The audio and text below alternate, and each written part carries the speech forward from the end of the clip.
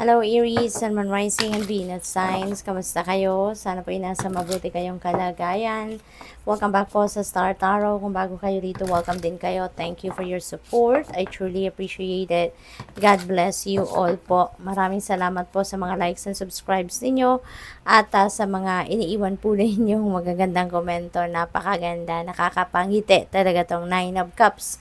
Paunang mensahe ninyo for the week. Magiging masaya kayo. No, magiging masaya kasi there is a chance na makuha nyo na or ma-receive nyo na kung ano man yung minimithi ninyo. No, this is your wishes coming true.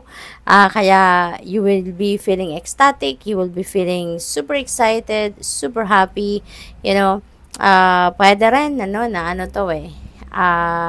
mga material na bagay, kayamanan, pera, yun ang mga maaaring siguro wini-wish ninyo at that's what's coming to fruition. So, this is manifestation energy, kaya good luck po sa inyo, napakagandang mensahe. What's next? We have Ace of Wands. This is a new beginning energy.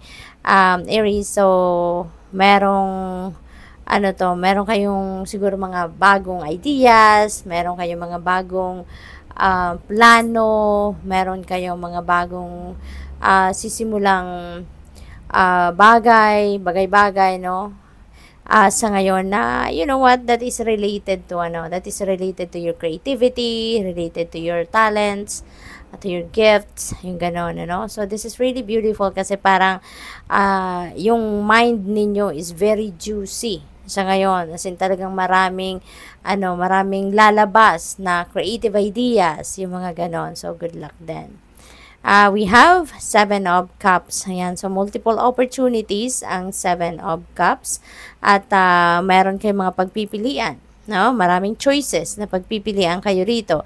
So, that could be, oportunidad sa iba't ibang parte ng buhay ninyo. Maaring sabay-sabay sa trabaho, sa career, travel, no? Kung ano-ano, na maaaring sabay-sabay yan dadating. Kaya maaaring malito kayo kung alin yung uunahin ninyo, kung alin yung pipiliin ninyo, kung ano yung ipaprioritize ninyo, no? So, parang dito siya, nagme-mini-mo siya. Maaaring meron siyang kinoconsider na dito na gusto niyang i-take advantage, pero maaaring iniisip niya muna, no? Ano kaya? Ito kaya? So, para hindi kayo malito, mag-tune in kayo sa inyong intuition kasi sigurado gagabayan kayo ng inyong intuition kung ano yung best na opportunity para sa'yo. We have the Chariot energy. Ayan. So, travel, very imminent for some of you dito, Aries. So, maybe ang iba sa inyo talagang maring magbabiyahe kung saan. That could be linked, sa oportunidad na iti-take advantage ninyo dyan, So, yun yung biyahe na maaaring puntahan ninyo dyan. That is also signifying success. Kaya siguro, kung ano man ang gagawin ninyo dyan, saan man kayo patungo, papunta kayo sa inyong tagumpay, no? Maybe meron kayong mga opportunity, let's say, for example, for career, no? Or for business. At kung ano man yon, saan man kayo papunta dyan, sa journey na yan, ay parang merong naghihintay sa inyong tagumpay dyan, no? So, good luck sa'yo. Tingnan natin kung ano pa. We have trust. Ayan, magtiwala lang kayo, no? Hindi lang, yung pagtitiwala na yan, hindi lang sa inyong sarili, hindi lang sa inyong mga kakayanan, kundi magtiwala din kayo sa universe. Magtiwala kayo sa kanyang plano para sa iyo. Okay? Kasi maaring minsan baka nagdududa kayo, no? Pero wag na wag ninyong entertainin yung pagdududa kasi lahat ng ideas na nandiyan sa isip natin, itinatanim yan sa isip natin ng universe, no? Kaya yan ang nagiging guide natin na yun na yung gagawin natin, yun ang pagfufokusan natin, yun na yung i-workout natin, yung ganon. What else? We have stability.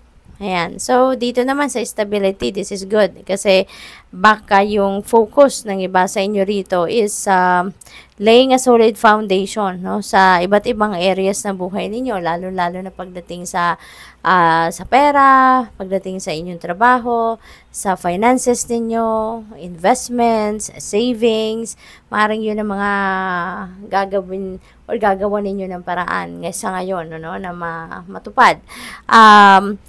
This is also about stability in relationships, no? Sa iba't ibang kategorya ng relationship. Pwedeng sa pamilya, relasyon ninyo sa kaibigan, relasyon ninyo sa inyong person, yung ganon. So, maybe, along those lines, no, ang pagkakaabalahan ninyo sa ngayon.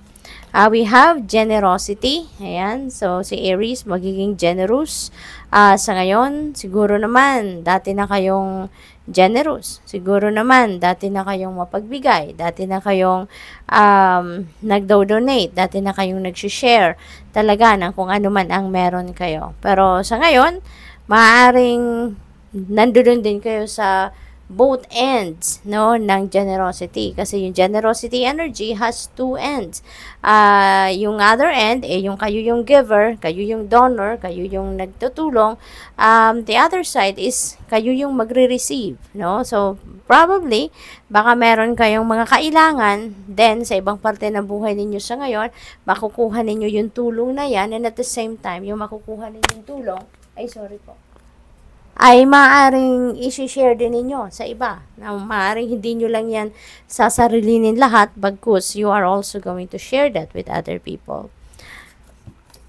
We have chaos. Ayan. So, storm spirit. So, siguro may maaaring kaguluhan, no? And probably, ang nag-pick up ko dito since pinakita ng guides ko yung 7 of Cups. So, probably yung chaos na ito is yung chaos ito sa isip ninyo. No? Chaos sa isip ninyo. Kasi nga, marami kayong choices na maaaring pinagpipilian dito. At siguro hindi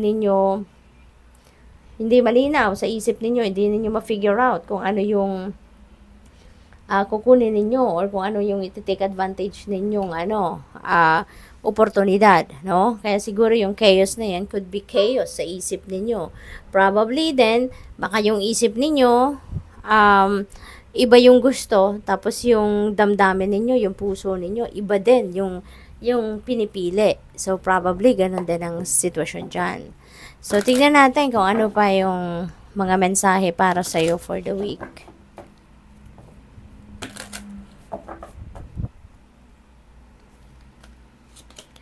We have Amazonite. Ayan, loosen your grip. Ayan, so, siguro yung grip na to is yung control ninyo over the outcome, no, na gusto ninyong makuha in the end, no, doon sa kung ano man yung, kunyari, itong gagawin ninyo dyan, kung anong endeavor or anong venture ang gagawin ninyo dyan, maybe, meron na kayong nakaset talaga na yun ang gusto ninyong ma-achieve, pero, maaaring hindi yun ang para sa'yo. Kung ano man yung exactly iniisip ninyo, maybe it is not what the universe is preparing for you. Diba? Kaya, it's better to just loosen your grip on that outcome na gusto ninyo and just surrender. No? I-surrender nyo na lang yan sa universe. Surrender niyo yan sa destiny. No? Allow the destiny to unfold organically. Kasi mas magaan, mas magiging mabilis. Diba? Kasi anyways, kung ano naman yung para sa'yo, yun talaga ang ibibigay sa'yo. Kung ano yung best para sa'yo, yun ang ibibigay sa inyo. Kung ano yung, kunyari, yung iniisip ninyo, yung gusto ninyong eksaktong ma-achieve ninyo, maybe it's not for your best interest, no? Hindi yan ibibigay sa'yo. But, the universe is going to prepare something na yun ang best para sa'yo, no? So, what else? We have clear quartz. Get crystal clear. Yan. So, feeling ko dito, ito yung, kunyari, intentions ninyo. You know? Yung mga dreams ninyo. Diba? Kasi maybe pa iba-iba kayo ng intentions. Maybe, hindi consistent yung ipinagdadasal ninyo. Baka ngayon, iba yung hinihingi ninyo. Tapos kahapon, iba din. Diba? Pero maybe handa na yung universe na tulungan ka, handa ng um, padalhan ka ng support, pero hindi ka lang sigurado kung ano yung gusto mo talaga, no? Kaya ito, ang advice sa inyo, get crystal clear of what you really want. Para alam din, no, ng universe kung ano talaga yung gusto mo, and ma-figure out niya kung ano yung i-align niyang mga bagay-bagay, resources, situations, tao, na makakatulong sa'yo, no? Na ma-achieve mo or ma-carry out mo kung ano yung mga dreams ninyo or kung ano talaga yung gusto ninyo. We have Chrysocolla, start fresh. So, maybe, siguro ma-figure out nyo na, no? Kung ano talaga yung gusto ninyo. Maybe you'll be able talaga to be clear, no? Kung ano yung gusto ninyo. Kaya, maring handa na rin kayo na magsimula. No? You are really going to embark on that new beginning, no? Kaya meron tayong start fresh energy dito. Since we also have Ace of Wands, so pwedeng magsisimula na talaga kayo dito ng bagong venture using the creative ideas, no? Na dumating din, no? Sa isip ninyo. We have Angelite. Yan, support is all around you. Okay? Kung sa tingin ninyo, kailangan ninyo ng help sa ngayon, no? Generosity energy. So, kayo yung receiver siguro. Sa una kayong receiver, no? Huwag kayong mahiyang lumapit sa ibang tao. Ask for help, okay? Because there is a promise dito sa inyo na support is all around you. You just have to reach out, okay? You just have to reach out. At hindi kayo mapapahiya dyan, no? There are people na being aligned na along your path, no, ng universe para sila yung makakatulong sa'yo. Sila yung lalapitan mo at tutulungan kanila. At huwag kang magdalawang isip din na humingi ng tulong. Always remember that help is always available to us, no? At lahat tayo entitled for help. Lahat tayo pwedeng humingi ng tulong sa iba. Kasi nga, di ba, merong kasabihan na no man is an island. Kasi, at some point in our lives, kakailanganin natin ang tulong ng iba. So, huwag kayong mahiyang humingi ng tulong. Good luck sa'yo. Thank you for watching. Love and light. Namaste.